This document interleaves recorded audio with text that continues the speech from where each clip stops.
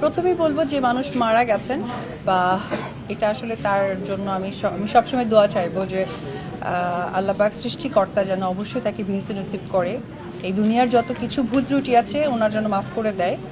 তবে আমি একটি কথাই বলবো যে ব্যাখ্যা দিতে চাই না, বাট কথা একটা বলতে চাই, সেটি হচ্ছে উনি হয়তো বা কোনো একটা সাইড থেকে কষ্ট পেয়েছে, ডিপ্রেশন হয়েছে, যার কারণে উনি এত বড় একটা অ্যাটেম্প নিয়েছে।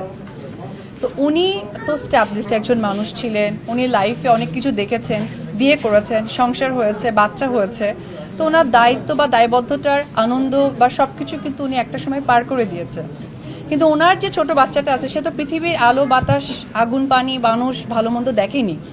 যখন সে ডিপ্রাইভ হয়েছে, সে নিজেকে বেঁচে চলে গেছে, কিন্তু যে মানুষকে ঠকালো তাকে তো আসলে সে ঠকে গেল। তো একদিক থেকে আমি বলবো যে কোনো মার আসলে এই ধরনের স্টেপ নেওয়ার আগে তিনবার ভাবা উচিত। যদি উনি সিঙ্গেল থাকতেন আমি ডেফিনেটলি এখানে দুঃখ প্রকাশ করতাম, যেহেতু উনি একজন মা, সুতরাং উনি কষ্ট পেয়ে উনি চলে গিয়ে ফ্রি হয়ে গেছেন। কিন্তু যাকে কষ্ট দিয়ে গেলেন এই দুঃখটা কার কাছে ভাগাভাগি করবে বা সেই মানুষটা কার কাছে সেই দুঃখ চাহিদাটা বলতে যাবে। তো আমি একটি কথাই বলতে চাই যে আসলে নিজের সুখের থেকে যখন কারো দায়িত্ব আমার কাছে চলে আসে তার সুখটা ইম্পর্টেন্ট। আমি কষ্ট পেয়ে নিজেকে ফ্রি করে দিলাম, কিন্তু আসলে যে মানুষটাকে এই দুনিয়াতে আসলে ওইভাবে দায়িত্ব পালন করতে পারলাম না, এইটাই।